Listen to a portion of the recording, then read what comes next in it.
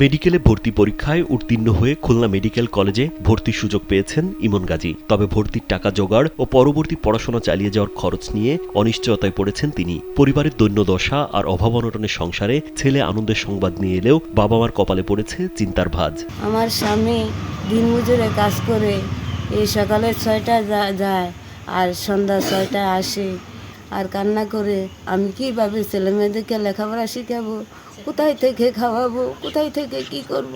চলতি শিক্ষাবর্ষে 2734 মেধাক্রমে উত্তীর্ণ হওয়া ইমন গাজী কুমিল্লার ব্রাহ্মণপাড়া উপজেলার শীদলাই ইউনিয়নের বেড়াখোলা এলাকার দিনমজুর কাজী মনিরুল ইসলামের ছেলে। তিনি 2 বোন ও 2 ভাইয়ের মধ্যে দ্বিতীয়। বিগত দিনে তার পড়াশোনা চলেছে স্বেচ্ছাসেবী সংগঠন ও স্থানীয়দের সহযোগিতায়। State University of Bangladesh. Admission going on.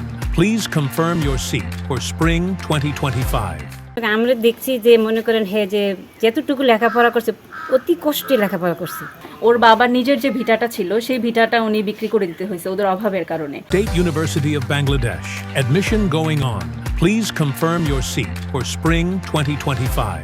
সে অত্যন্ত মেধাবী এবং আমার স্কুলে 2022 সালে সে গোল্ডেন প্লাস পায়। স্কুল জীবনে তাকে আমরা 6ষ্ঠ শ্রেণী থেকে 10ম শ্রেণী পর্যন্ত লেখাপড়া করে আসছি।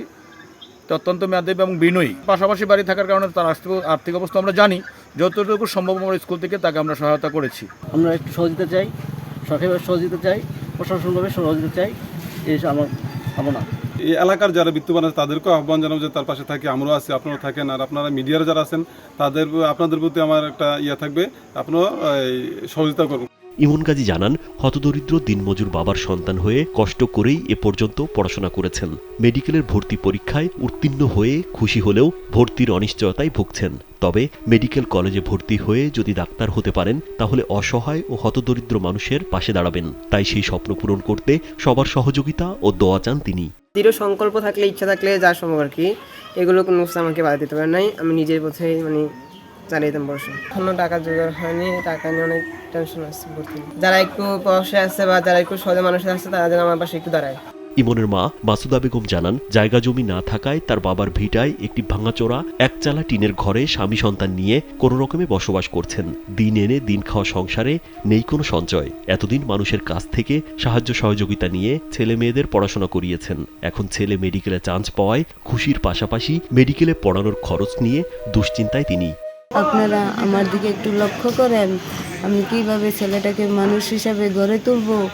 দেশবাসী, গ্রামবাসী, আপনাদেরকে আমার এই একটা আবদার রইল।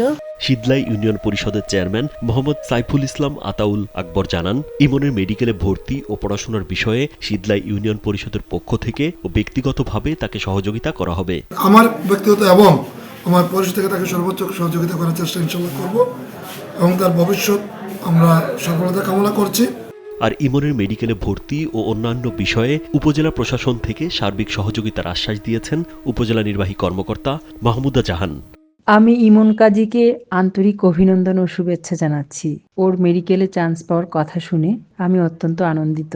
ইমন ব্রাহ্মণপাড়া উপজেলার গর্ব ও অহংকার। আমি ওর ব্যাপারে জানতে পেরেছি ও একজন দরিদ্র পরিবারের সদস্য।